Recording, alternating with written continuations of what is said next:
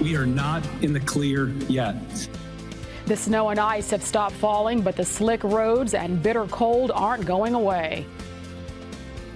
Imagine bringing in an ice-covered big truck that's just not working for whatever reason, and then having to troubleshoot that at 2 o'clock in the morning and get it back into the fight.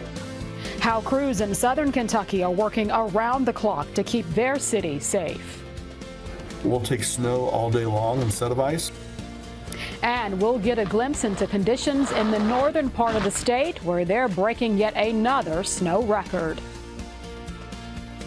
Production of Kentucky Edition is made possible in part by the KET Millennium Fund.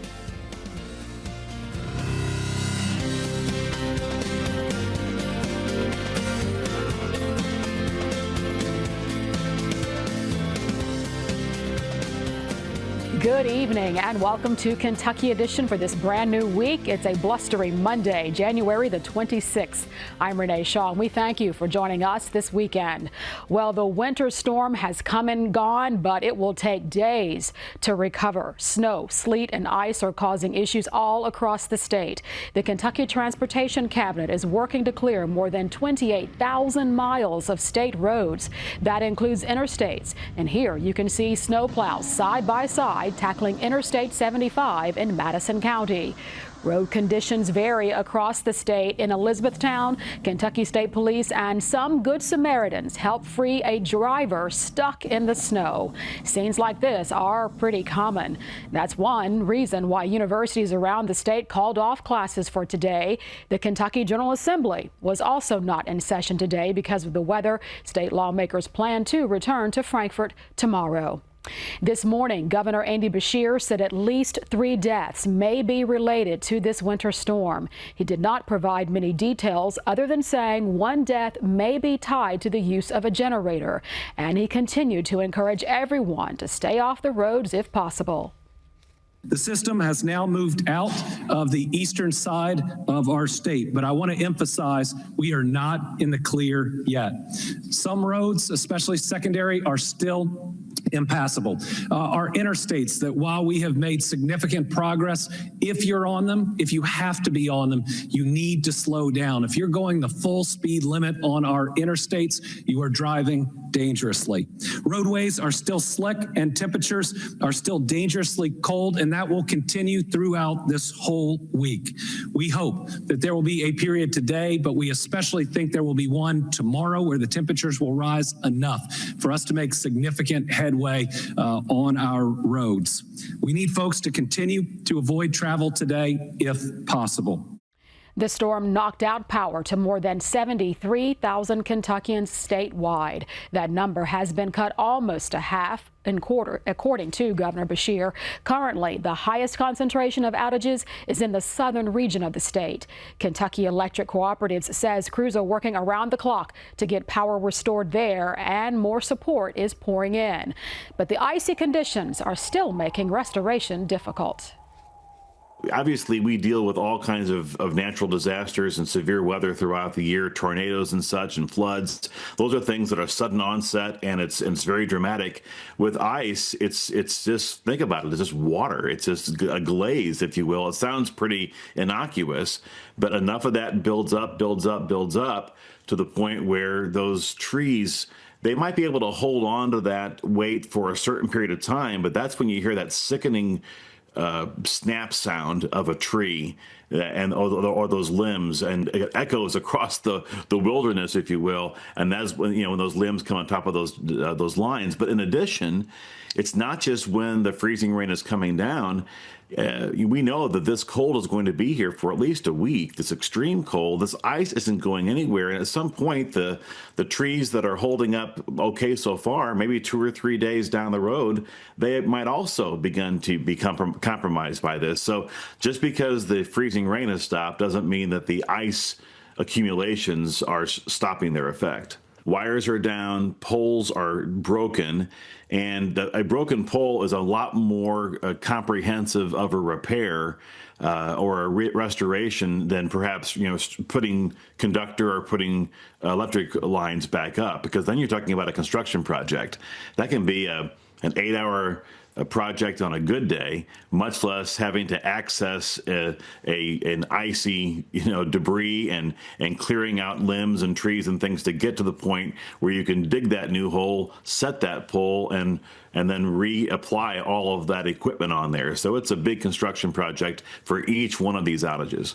It's carnage in terms of the amount of limbs and trees and just what they have to get through, the roadways included, to be able to access that. And then imagine in many cases, you want to be able to use a bucket truck, and they can use them in some areas, but in some parts of Kentucky where we had so much rain, it's not stable enough on the ground, and they have to climb that glazed with ice pole, and get to the top of that. So they're swaying there in the breeze. The wind gusts are coming along. The ice is falling on them, and they're trying to, reconstruct the power system. Some mutual aid crews are already here. Some are still making their way in from farther away, such as from Illinois.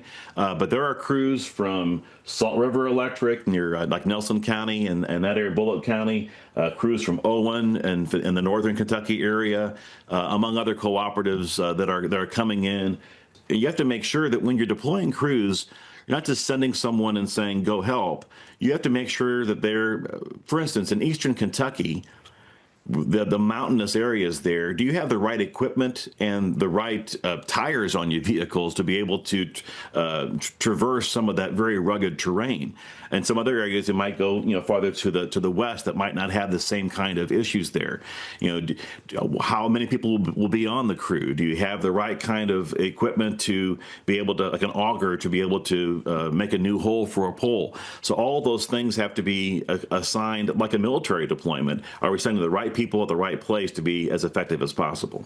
Typically, you're going to look at critical infrastructure first that needs to be restored, hospitals, nursing homes, et cetera. And then you're going to look at what outage can you fix that's going to improve or restore to the greatest number of consumers. Even though co-ops are rural in our nature, we still serve a lot of industrial as well as subdivisions and neighborhoods. So if there can be an outage they can work on that's going to be able to bring a whole neighborhood back on, that'll come before that one house at the end of the country lane. However, co-ops serve the last mile. And what that means is that this is probably going to be, I would say, a good week before all the lights are back on to those people at the very end of the line.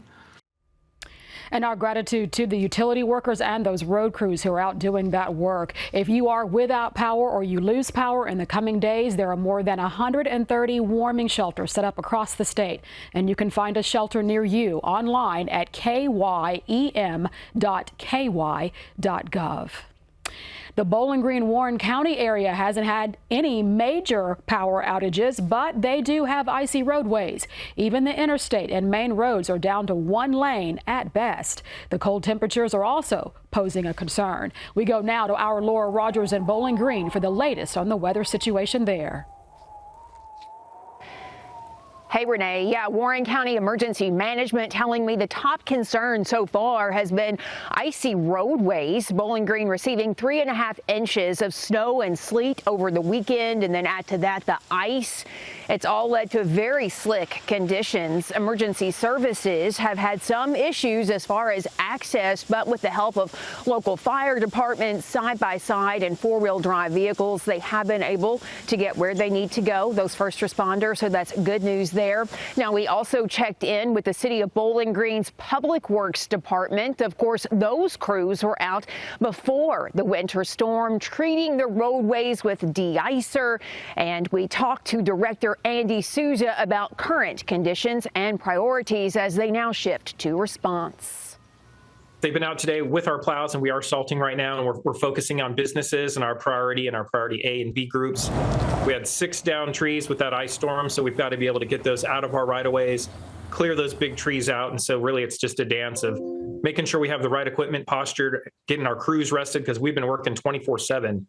These same crews worked all last week, and then we sort of sent them home Friday and said, hey, have you guys get some sleep, and we'll have you working on those 24/7 shifts. So the crews are tired, and hopefully we're on the tail end of this right now, even though it may not seem like it. The sun's out, it's helping melt some stuff, and we're just hopefully on the back end of it.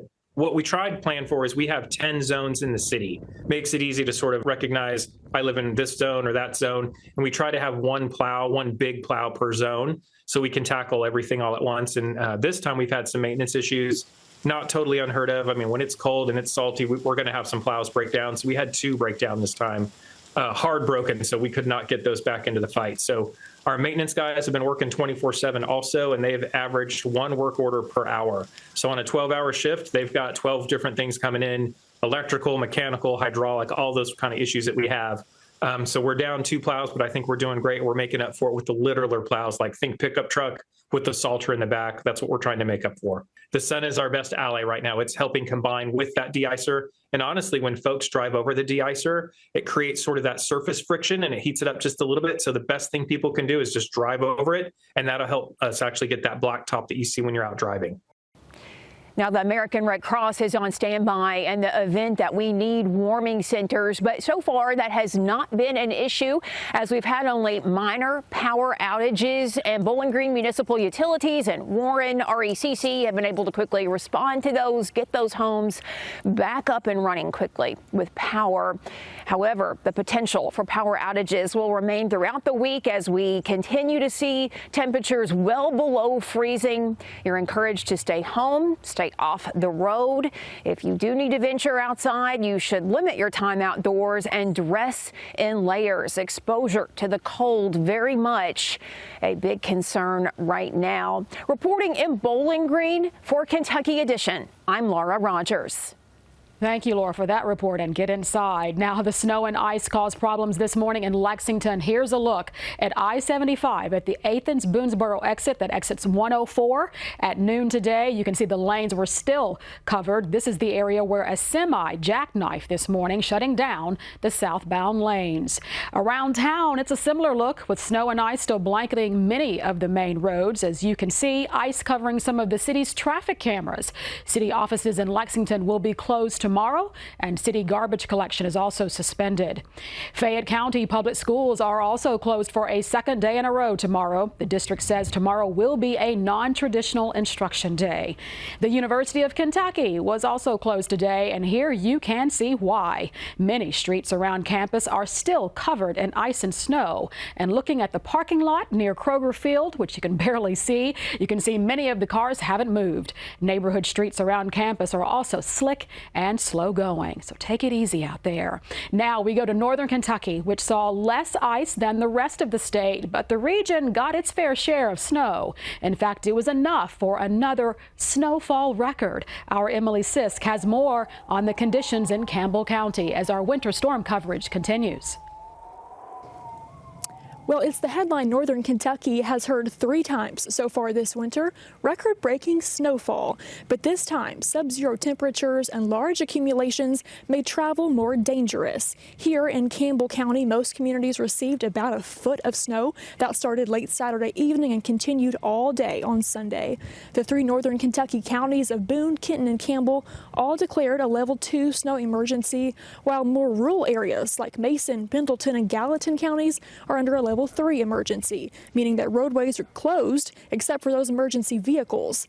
Earlier today, I caught up with the Campbell County Assistant Administrator to talk to him about why this snowfall was particularly challenging and how long it might take the transportation crews to clear the roads. We got in northern Kentucky a lot of snow. And when I say a lot of snow, at least what I've seen, about a foot of snow. And what really impacted us was how long it snowed. The reason I like to mention that is our guys, because it's not just an hour of snow or 2 hours of snow, they can get out and clear it. It was continuous. I went out late Saturday night, early Sunday morning with our plow truck drivers and did a ride along. And we would clear a road, turn around, come back, and it was like we had not even touched it. So right now we're in a level 2 snow emergency. So in a level 2 snow emergency, we ask that folks stay off the roads, like do whatever you can to not drive.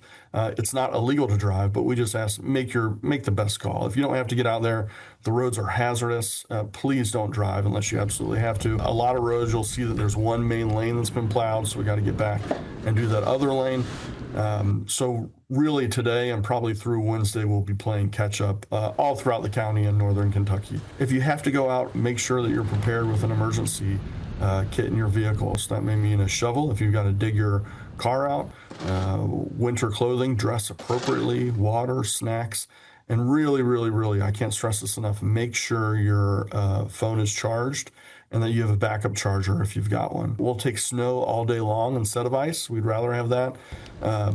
But we did experience just a little bit. And I think what's going to make this difficult for us as we clear these roads is the cold temperature. The best thing for us is sun right now because it's so cold. A little bit of sunlight can really help melt that snow. While the sun was out some this afternoon, temperatures are still in the teens, dropping to single digits and even below zero throughout the rest of this week. In Campbell County, trying to stay warm for Kentucky Edition, I'm Emily Sisk. Thank you, Emily. Now get back inside and bring on the sunshine. Now, Kentucky's largest city is still largely shut down. No schools, no bus service, and many businesses are closed, even gas stations. This afternoon, Louisville officials gave an update on their progress to reopen Derby City.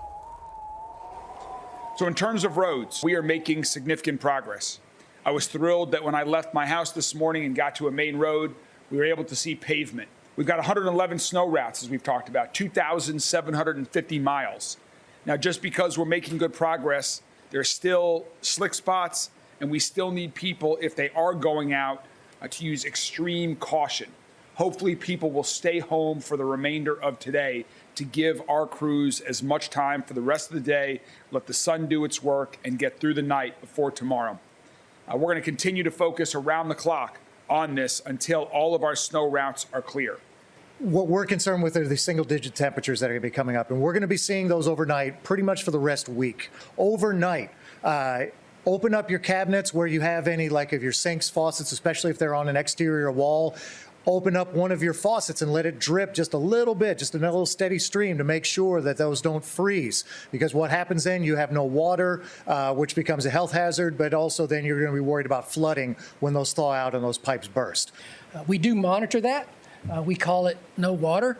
And fortunately, the message seems to be getting out there because since Friday, we've only had 40 no water complaints. Also, in addition to the cold weather, there are some folks that do not have a home and are out on the street that are homeless. We're operating under white flag conditions right now, so all of our shelters are taking anyone who needs space inside. We also last week issued 3 permits to emergency shelters that are also operating as well. Just because we're making progress and the sun is out does not mean we're back to normal. So if you do go out, please use extreme caution when you're driving around town. Drive slow and make sure you take care of yourself, your family, and your pets. It is going to be incredibly cold, even once our roads are back to where we want them to be. Mayor Craig Greenberg says by tomorrow, all community centers and several libraries will be open. The Transit Authority of River City, or TARC as it's called, plans to open most bus routes back up tomorrow as well. Well, some of the official snow and sleet accumulations from across the state are being reported by the National Weather Service. The totals vary from nearly 6 inches in Louisville and under 4 inches for Lexington and Bowling Green. Paducah reports just over 8 inches, and Florence received almost 10 inches of snow. Forecasts predicted significantly higher snow totals than what fell in much of the state. Our Christy Dutton asks the National Weather Service meteorologist why we got less snow than expected and what we need to do and know about the bitter cold weather settling in. Michael Kochasik with the National Weather Service joins us. So, Michael, with these snow totals that we've seen, what have we seen across the state of Kentucky? How much has it varied? Absolutely. So the forecast straight up was originally supposed to be 12 to 18 inches, mainly along the I-64 and I-71 corridors, but we got sleeted. And what happens is when you get more sleet and more ice, it kind of robs the moisture from the snow to kind of form. So we saw lesser snow totals, anywhere from 5 to 7 inches along the I-71 corridor, at least around Louisville. But as you go up to the Covington area, northern Kentucky, they saw a little more snow, greater than 8. But there was a lot of sleet too. So it's a real heavy, wet snow because it was right around that freezing line. So if you're outside shoveling, be careful because it's crusty and it's heavy. Yeah, and what about the freezing rain there for portions? A lot of people just got a complete glaze over of freezing rain. Where was that the worst? South Central Kentucky around Bowling Green, a little bit to the east of Bowling Green, Barron, Monroe, Allen County saw it the worst. And then it went northeast towards Campbellsville, all the way up to Ashland. If you can imagine a line from Ashland to Bowling Green, we saw anywhere from at least half an inch to maybe even 3/4 of an inch. Some locally higher spots than that, up to an inch was reported. So a lot of heavy ice there on power lines and trees, and makes for a lot of slick conditions. Oh, yeah, that causes a lot of problems, that much freezing rain. So let's talk about shoveling snow. You mentioned that. So what do we need to watch out for? Because I know a lot of people are heading outside to do that today.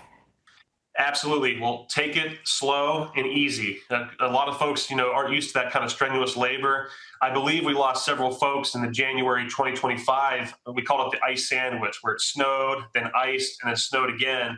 People went outside and started shoveling, and it was really heavy, and you have a heart attack, or you slip and trip and fall. So just be careful, drink lots of water, take breaks, and it's okay. It'll get done eventually, but it doesn't have to be done all at once. Yeah.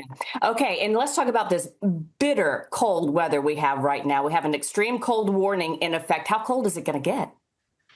Well, we're talking about single digits, maybe even slightly below zero in some spots. And then when you factor in a little bit of a wind chill with that, you're talking as low as minus 20 degrees Fahrenheit, which is very, very cold. You're talking a minimum of 10 minutes if you're outside unprotected to have frostbite or hypothermia, excuse me. So you're talking about very, very cold temperatures. Please dress, bundle warm, and that way you're ready to go in case you're outside. But try to avoid being outside as much as you can during the morning hours. Yeah, and that applies to pets too. I know a lot of people have indoor, outdoor pets. So what do they need to know about this?